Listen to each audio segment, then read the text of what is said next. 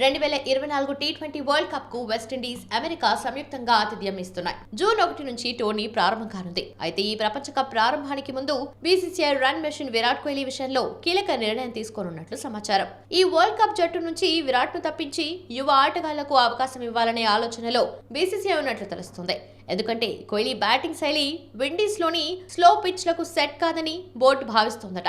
ఈ నేపథ్యంలో అతనిపై వేటు వేయాలనే భావనలో ఉందట. పొట్టి ఫార్మాట్ లో కోహ్లీ ప్రదర్శన పట్ల బీసీసీఐ సంతృప్తిగా కూడా లేదు. అందుకే అతని స్థానంలో యువ ఆటగాళ్లకు అవకాశం కల్పించాలని భావిస్తుంది. ఇక ప్రపంచ కప్ నుంచి స్వచ్ఛందంగా తప్పుకునేలా విరాట్ కోహ్లీకి సర్ది చెప్పే బాధ్యతను చీఫ్ సెలెక్టర్ అజిత్ అగార్కర్ కి అప్పచెప్పినట్లు సమాచారం. కోహ్లీ కంటే ఈ ఫార్మాట్లలో యువ పేసర్లు తిలక్ వర్మ, రింకు సింగ్, శివం దుబే తదితరులు ఇంకా బాగా ఆడగలరని బోర్డు పెద్దలు అభిప్రాయపడుతున్నారట.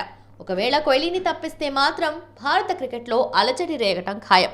అయితే విరాట్ కెరియర్ అత్యుత్తమ ఫామ్ లో ఉన్నప్పుడు బీసీసీఐ ఇంత పెద్ద సాహసం తీసుకునే అవకాశం లేదని విశ్లేషకులు అంటున్నారు. అయితే ప్రపంచ కప్ కు ముందు జరిగే ఐపీఎల్లో కోహ్లీ సత్తా చాటితే మాత్రం తప్పనిసరిగా వరల్డ్ కప్ లో ఉంటాడనటంలో ఎలాంటి సందేహం లేదు. కాగా ఐసీసీ టీ20 వరల్డ్ కప్ లో ఆడే 15 మందితో కూడిన జట్టు వివరాలను మే మొదటి వారంలోపు పంపించాల్సి ఉంటుంది. ఈ టోర్నీలో టీమిండియా, పాకిస్తాన్, అమెరికా, కెనడాలతో కలిపి గ్రూప్ ఏలో ఉంది.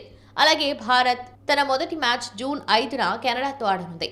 జూన్ 9న పాకిస్తాన్, జూన్ 12న అమెరికా, జూన్ 15న కెనడాతో ఆడుతుంది.